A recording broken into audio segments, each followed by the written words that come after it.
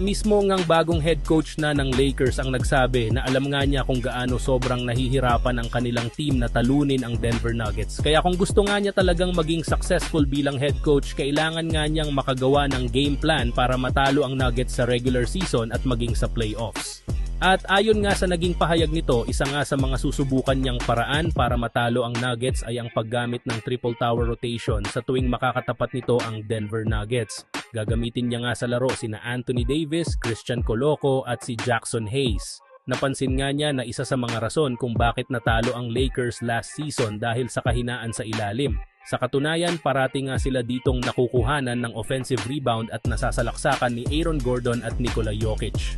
Kaya upang mapigilan ito, kailangan nga po nilang pantayan ang lakas at ang tangkad ng frontcourt ng Denver sa paggamit ng tatlong big man sa rotation. Sa kabilang banda, matapos ang kanilang tagumpay sa 2024 Paris Olympics kung saan pinangunahan nina LeBron James at Steph Curry ang Team USA sa pagkuha ng gintong medalya, muling nabuhay ang usapan tungkol sa posibilidad na magkasama sila sa NBA. Sa kabila ng kanilang matibay na pagtatalaga sa kanilang mga teams, ang mga tagahanga at analyst ay patuloy na nag-iisip ng mga senaryo na maaaring magdala sa kanila sa parehong koponan. Sa bagong inilabas na artikulo ng Bleacher Report, iminungkahi ni Grant Hughes ang isang hypothetical trade na magdadala kay James sa Golden State.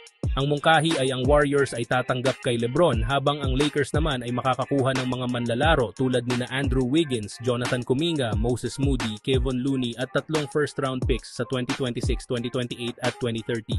Ayon kay Hughes, maaaring isipin ng marami na ang pagkakataon ng ganitong trade ay napakababa. Ngunit alam natin na nagkaroon ng pag-uusap ang Dubs at Lakers tungkol dito noong trade deadline ng nakaraang taon.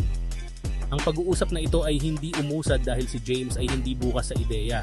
Ngunit ngayon, matapos ang kanilang tagumpay sa Olympics, maaaring may bagong pananaw si LeBron tungkol sa posibilidad na magkasama sila ni Curry sa NBA. Ang hinaharap ng kanilang karera ay patuloy na nagiging isang paksa ng debate sa mundo ng basketball. Bago pa man nga mga tropa magsimula ang kampanya ng Memphis Grizzlies, meron na ngang hindi magandang nangyari kay Gigi Jackson matapos itong magtamo ng injury sa kanyang paa na siyang rason bakit hindi ito makakapaglaro sa mga unang games sa preseason at regular season.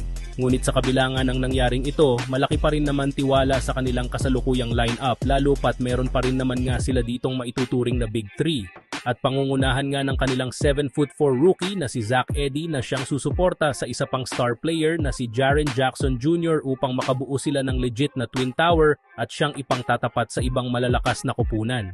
Gamit nga ang ganitong klaseng game plan, mabibigyan nga nila ng pagkakataon na ang main superstar na si Ja Morant na gumawa ng kahit anumang tira, gayong sigurado nga na meron at merong kukuha ng rebound. Kaya hindi nga talaga dapat maliitin ang Memphis ngayon, lalo pat kapag naging confident ng husto ang mga players na ito, ay sigurado nga na mas magiging competitive ang kanilang